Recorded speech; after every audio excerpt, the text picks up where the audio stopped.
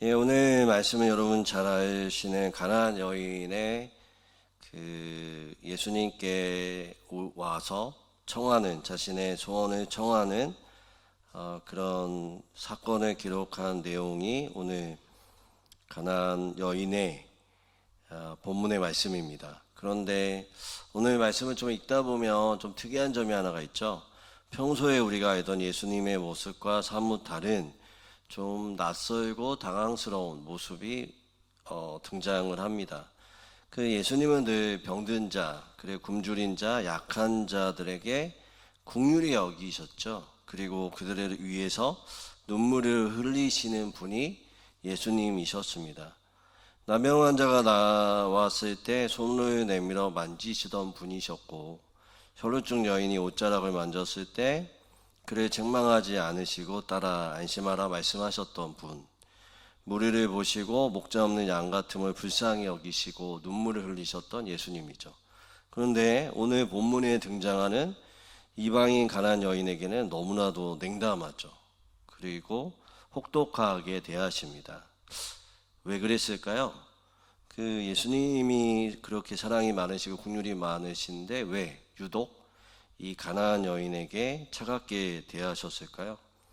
오늘 본문 내용 중에 나와 있는 가나안 여인이었기 때문에, 이방인 여인이었기 때문에 예수님은 그 이방인 여인을 위해서 지금 현재로는 오지 않았기 때문에 그랬을까요? 그 이유도 되겠지만, 저는 이 말씀을 묵상하다가 그런 느낌이 들었습니다. 겉으로는 좀 차갑게 대하시지만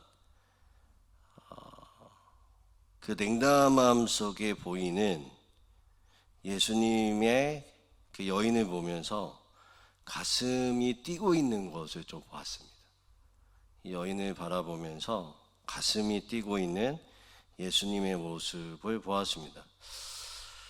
왜 그러냐면 예수님이 여인을 봤을 때 진짜 믿음이 뭔지를 이 여인이 보여주고 있기 때문에 그렇습니다.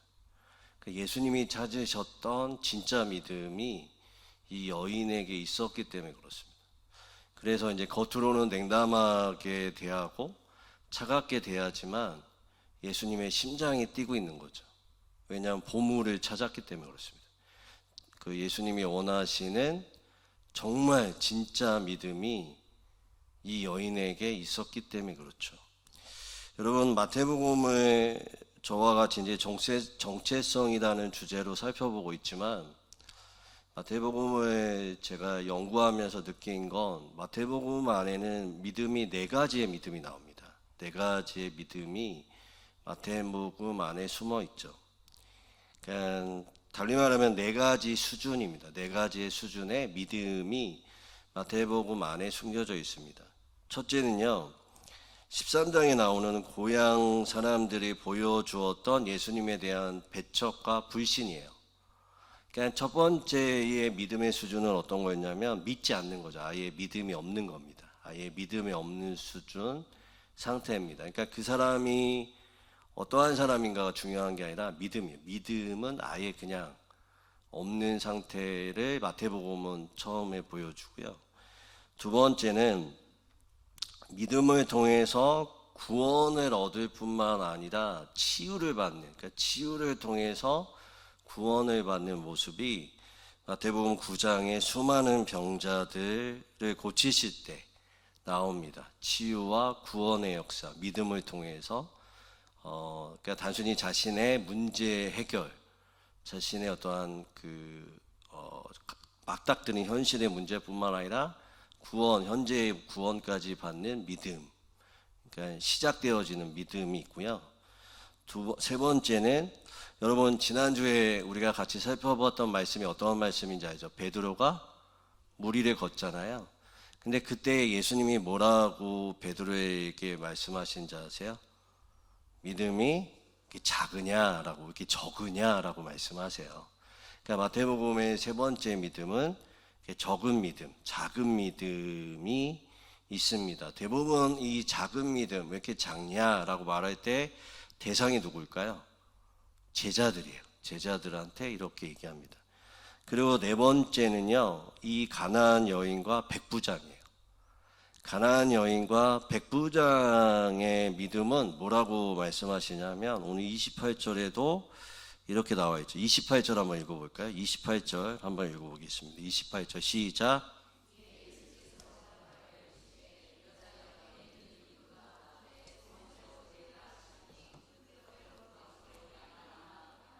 그렇죠. 큰 믿음이라고 얘기를 해요. 그러니까 마태복음에는 큰 믿음이라고 얘기했던 사람이 가나안 여인과 백부장이 있습니다. 그러니까 마태복음 안에는 믿음의 수준이 있는 거예요. 아예 믿음이 없는 것 같은 사람들이 있고요. 믿음이 시작되어지는 사람, 치유와 구원을 받는 사람이 있고, 적은 믿음의 단계가 있고, 그러니까 마태복음이 말하는 믿음의 수준을 말하면 네 번째는 큰 믿음이 있죠. 그런데 오늘 이 여인의 믿음은요, 앞서 봤던 제자들보다 한 단계 높은 믿음인 겁니다. 그리고 예수님이 제자들에게 야, 너희들 내가 바라는 제자의 모델이 이거야 라고 말해주고 싶은 믿음인 거예요. 그러니까 제자도의 모델이 되는 믿음이 가나안 여인에게 있었다라는 거죠. 그래서 예수님은 심장이 뛰었어요.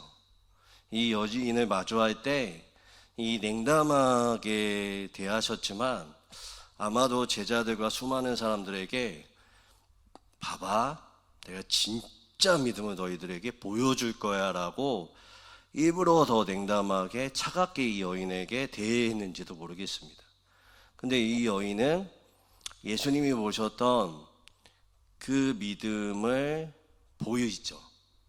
근데 중요한 게 뭐냐면 이렇게 이 여인에게 극찬하시고 그리고 예수님이 바라셨던 이 믿음을 왜 이렇게 이 여인을 통해서 드러내기를 원하셨을까요?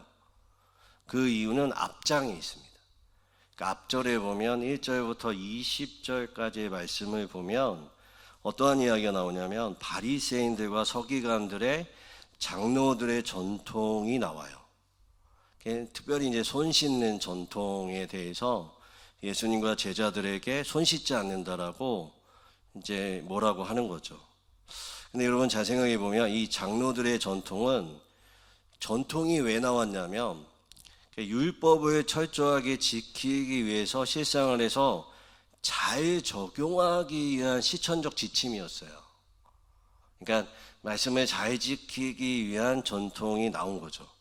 그런데 이 종교 지도자들은 전통의 본질을 완전히 까먹고 잃어버리고 뭐만 남아버린 걸까요? 껍데기뿐이 형식만 남아서 얽매인 거죠. 그러니까 하나님의 말씀보다 사람의 전통을 위에 두었고 정작 그들 앞에 생명이신 예수님이 나타났을 때 예수님을 못 알아본 거예요.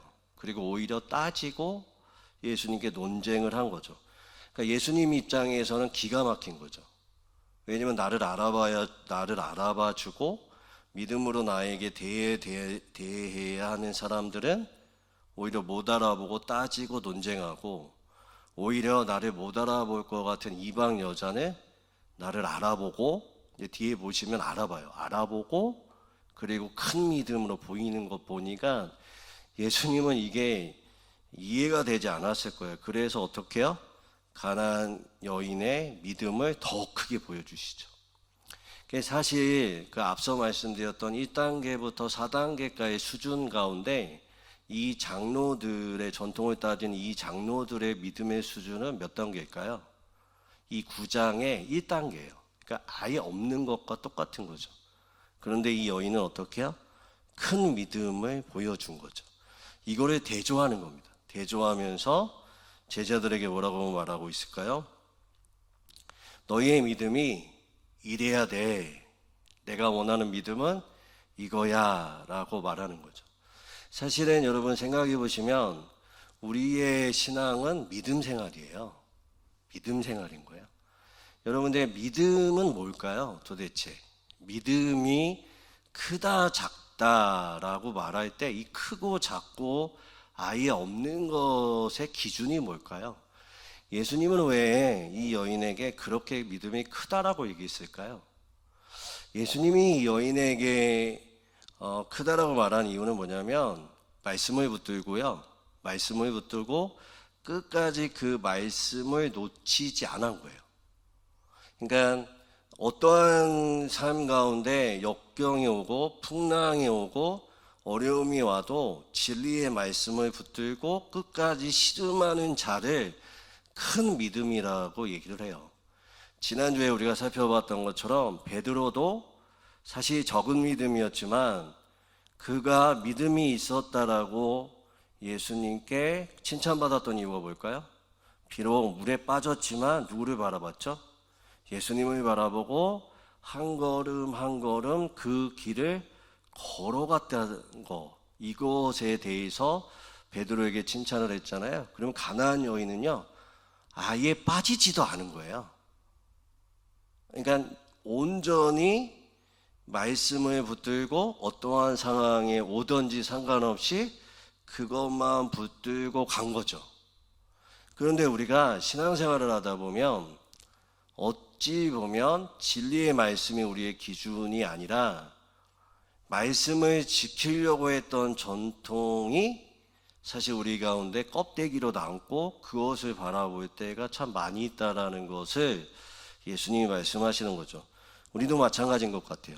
잘 생각해 보시면 말씀의 기준이 되어서 말씀 따라가는 것이 아니라 신앙생활을 하다 보니 나에게 쌓여진 경험이 오히려 신앙보다 앞설 때가 참 많이 있다라는 것들을 우리가 경험을 할 때가 있죠. 그러면 이 여인이 어떠한 믿음을 보였는지 한번 보세요. 여러분 이 말씀을 자세히 보면요, 이 여인이 몇 번 거절을 당하는지 아세요? 3번 거절을 당해요. 3번 거절을 당하고 3번 만남을 갖게 됩니다. 그런데 그럼에도 불구하고 그걸 뚫어요. 그런 예수님의 거절과 무시와 모욕을 줬는데도 온전히 예수 그리스도가 누구인지 알고 그분을 잡는 모습이 나옵니다. 첫 번째 거절을 보면 어디가 나오냐면 여러분 22절 한번 읽어보겠습니다. 22절입니다. 22절 다 같이 한번 읽어보겠습니다. 22절입니다. 시작.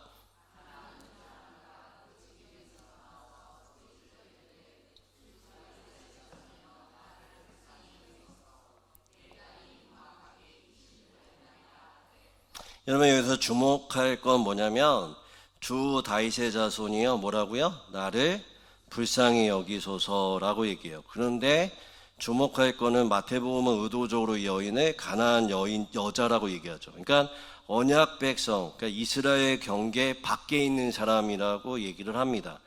종교적으로 자격을 보면 예수님께 무엇을 요구할 수 없는 사람이었어요. 그런데 이 여인은 예수님을 뭐라고 얘기하죠? 다윗의 자손이라고 얘기해요.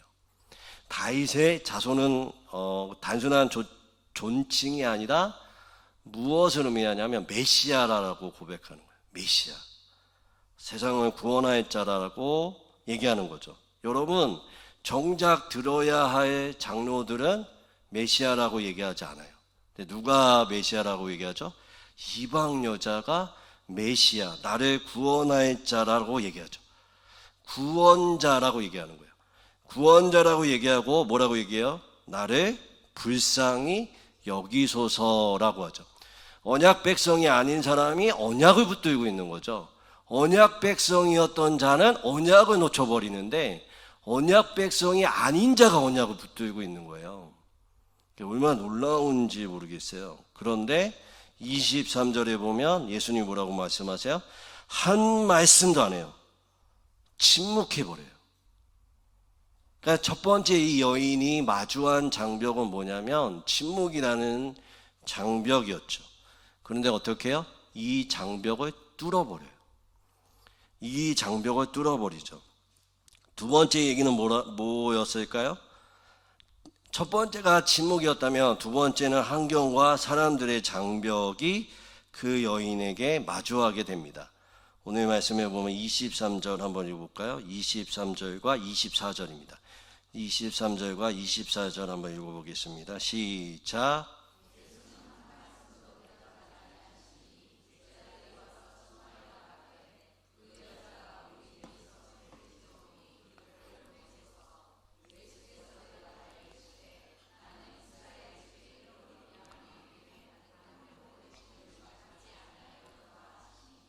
그러니까 제자들은 이런 그 다윗의 자손이여 나를 불쌍히 여기소서라고 말할 때 예수님은 침묵했지만 제자들은 어땠을까? 시끄러웠어요.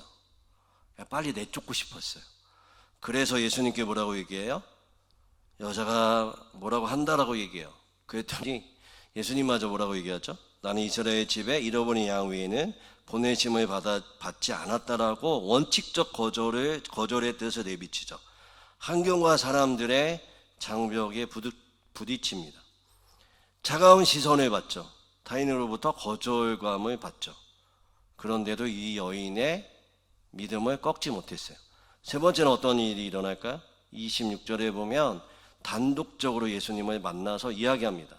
더 이야기합니다. 근데 예수님이 뭐라고 얘기할까요? 자녀의 떡을 취하여 개들에게 던짐이 마땅하지 않다라고 얘기해요. 얼마나 모욕적이었을까요? 그런데 뭐라고 얘기하죠? 주여 맞습니다라고 해요. 맞아요. 예수님 맞아요. 저는 개입니다 라고 얘기해요. 근데 뭐라고 얘기하죠? 개들도 제 주인의 상에서 떨어지는 부스러기를 먹나이다 얘기해요. 자신의 무자격을 철저하게 인정하죠. 그래요. 나는 언약을 당신 안에서 취할 수 있는 자가 아닙니다 라고 말을 해요. 그리고 얄팍한 자존심을 내려놓죠. 그리고 더 크게 예수님의 긍휼과 사랑을 붙들어요. 전적 기대 가운데 예수님 가운데 놓치지 않죠. 끝까지 누구를 놓지 않고 있을까요? 예수 그리스도. 장로들은 뭘 붙들고 있는데요? 전통. 이 여인은요? 예수 그리스도. 여러분, 우리가 기도하고 신앙생활할 때 이 침묵은 남의 이야기가 아니에요. 우리가 신앙생활을 할 때, 기도를 할 때 얼마나 하나님이 침묵하는 것 같이 느껴질 때가 있는지 몰라요. 그러나 사실상 뒷배경에는 이 여인을 정말로 사랑하고 믿음을 보여주기 원했던 예수님의 일하심이 있죠. 그러나 우리 가운데도 지금 기도하고 예배드려도 여러분, 우리 교회에 대한, 우리 가정에 대한, 나에 대한 일하심이 하나님 보이나요? 늘 우리는 침묵 속에 있는 것 같습니다. 그리고 내가 원하는 것, 내가 바라는 것, 하나님의 말씀 안에서 받은 것, 환경이 변하던가요? 안 변해요. 오히려 사람들에게 하나님이 나에게 이렇게 말씀하셨다, 하나님이 나에게 이런 비전을 주셨다 말해도 오히려 콧방귀 낍니다. 너 자신을 알라라고, 너 수준을 알라라고 말하죠. 환경은 변하지 않아요. 사람들은 어떻게 해요? 오히려 비난하고 조롱하죠. 그래서 더 크게 하나님 앞에 기도하고 하나님 앞에 나가면 하나님의 거절을 넘어 나에게 이거를 안 주고 벌 주시는 것 같은 느낌이 들어요. 나의 이 상황이 변하지 않는 건 나의 죄 때문이고 내가 뭔가가 잘못되어진 것 같다라는 생각이 들 때가 얼마나 많은지 모르겠습니다. 그러나 우리에게는 하나님 앞에 오늘 예수님이 가나안 여인에게 봤던 그 믿음이 우리에게 있어야 될 줄 믿습니다. 침묵 속에서도 또한 사랑과 환경이 변하지 않아도 또한 하나님 앞에 벌받는 것 같은, 오히려 내가 잘못된 것 같은 그 현실 속에서도 우리가 그것을 뚫고 하나님 앞에 나갈 때 뭐라고 얘기하시나요? 28절에 예수께서 대답하여 이르시되 여자여 내 믿음이 크도다 내 소원대로 되리라 하시니 그때로부터 그의 딸이 나으니라 말씀하십니다. 우리에게 진정 원하시는 건 포기하지 않는 예수 그리스도를 붙들고 믿음으로 살아가는 것입니다. 그것이 우리의 삶 가운데 절망이 오던 죽음이 오던 어떠한 환경 속에 있던지 어떠한 것이 나를 짓누르고 우리가 죽음 앞에 죽음의 벌판에 서 있어도 우리 가운데 오직 예수 그리스도를 바라보고 나아갈 때 놀라운 믿음의 역사가 일어나는 줄 믿습니다. 제가 예전 교회에 담임 목사님과 함께 CBS인지 CTS인지 잘 기억이 나지 않는데 한국교회 순교지를 탐방하고 영상에 담아서 제작하는 그런 사역을 그 당시에 담임 목사님하고 함께 했던 적이 있습니다. 그래서 우리나라에 순교자가 많은 교회들을 탐방하고 어떠한 일들이 있었는지를 영상에 담아가지고 방영이 되었어요.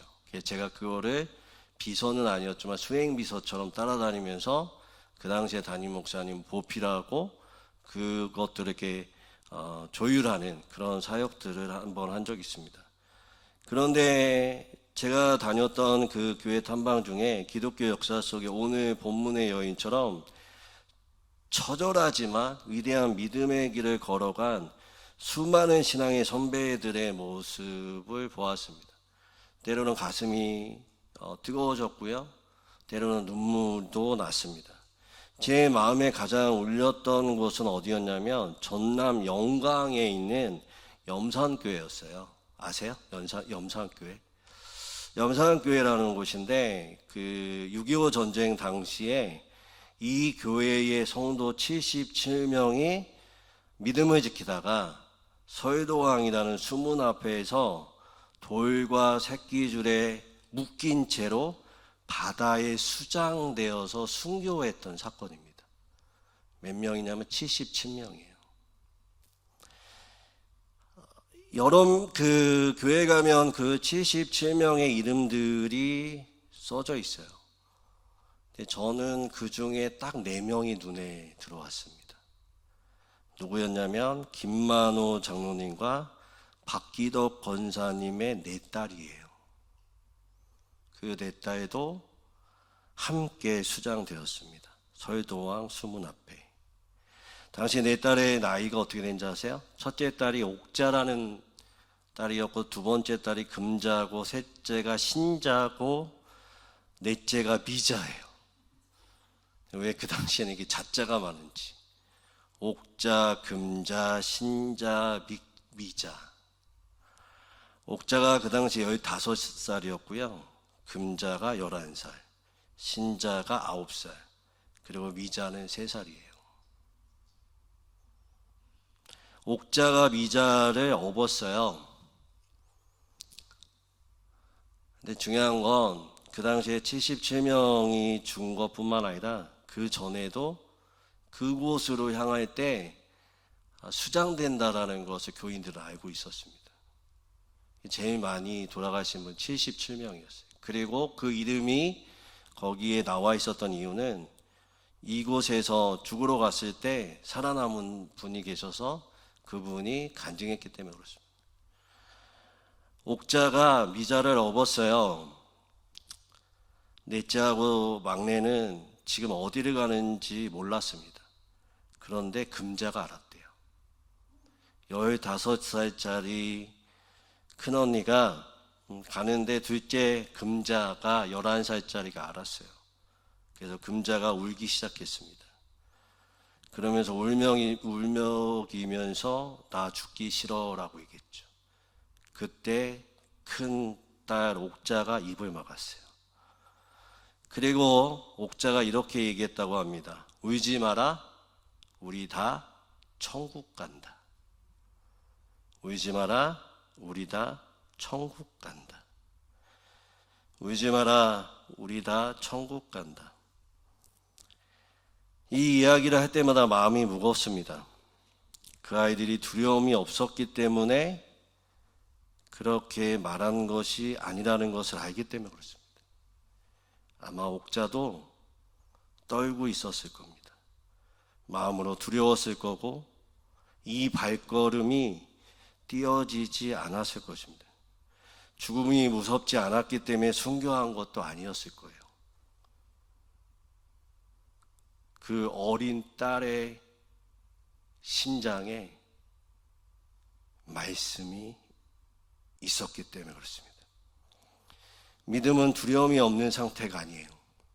믿음은 두려움보다 더 큰 약속을 붙드는 것입니다.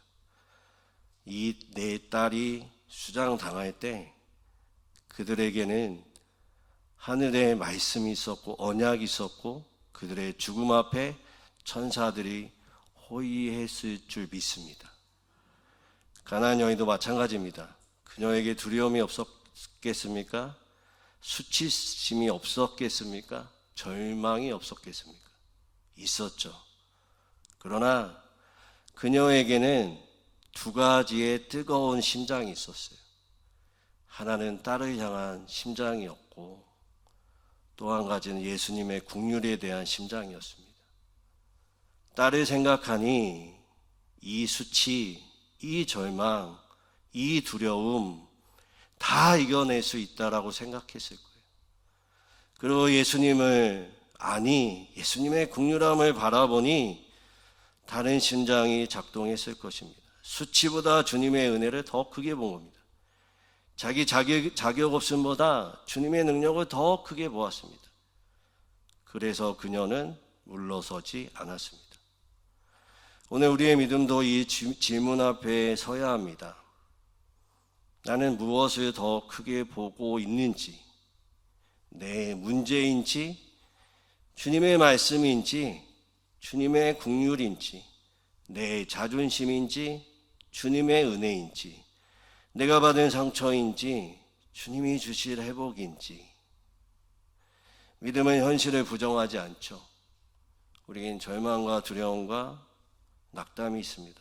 그러나 믿음은, 더 큰 믿음은 현실보다 우리에게 말씀하시는 그분의 말씀을 붙들고 한 걸음 한 걸음 나아가는 것입니다. 그럴 때 우리 안에 하나님의 그 믿음을 보시고 믿음의 역사가 일어날 줄 믿습니다. 오늘 우리가 같이 기도할 때 이것을 같이 기도했으면 좋겠습니다. 주님, 내 삶에 어떠한 것이 오더라도 주님을 붙들고 나아갈 수 있게 해주십시오.